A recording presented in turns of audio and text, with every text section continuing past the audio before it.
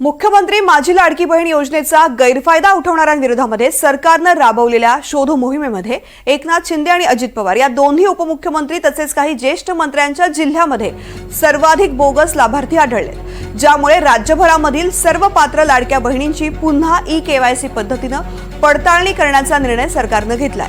राज्यभरात 26,34,000 बोगस लाडक्या बहिणींनी दरमहा 1,500चा निधी घेऊन सरकारची फसवणूक केली। या संदर्भातली माहिती देत आहेत माझे सहकारी राहुल कुलकर्णी। राहुल, बघा, राज्य सरकारची ही जी महत्वाकांक्षी मुख्यमंत्री माझी लाडकी बहीण योजना होती, त्या योजनेमध्ये 2,63,00,000 लाडक्या बहिणींनी नोंदणी केली।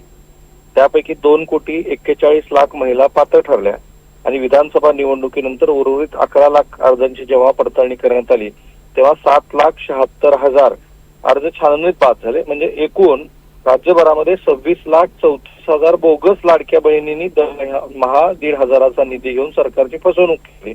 मधल्या काळामध्ये एक आकडा आला होता की हा जवळपास 4,500 ते 5,000 कोटी आहे।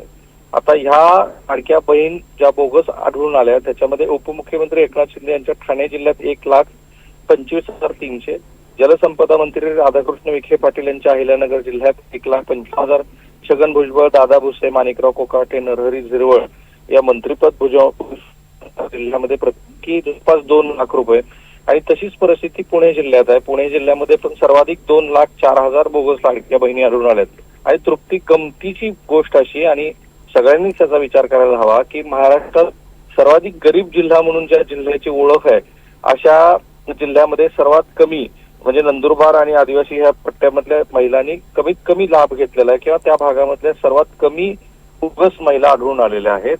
याचा अर्थ असा की जे गरीब आहेत त्यांनी बोगसपणा करण्यामध्ये कमी सहभाग नोंदवलाय। आणि आता हे सगळं लक्षात आल्यानंतर लाडक्या बहिणींची पुन्हा ई-केवायसी पद्धतीनं पडताळणी केली जाणार आहे। राज्यभरातल्या सगळ्या 26,34,000 ज्यांची बोगस ठरलेली ते वगळून इतर सर्वांची ई-केवायसी केली जाणार। म्हणजे ही सगळी प्रक्रिया दीर्घकाळ चालणार आहे। निश्चित ई-केवायसी करून ज्या बोगस बहिणी आहेत त्यांचा निधी थांबवला जाईल, मात्र त्या आधी झालेला भ्रष्टाचार, त्या आधी झालेलं नुकसान ते कसं भरून निघणार हा खरा प्रश्न आहे। धन्यवाद राहुल संपूर्ण माहिती करता।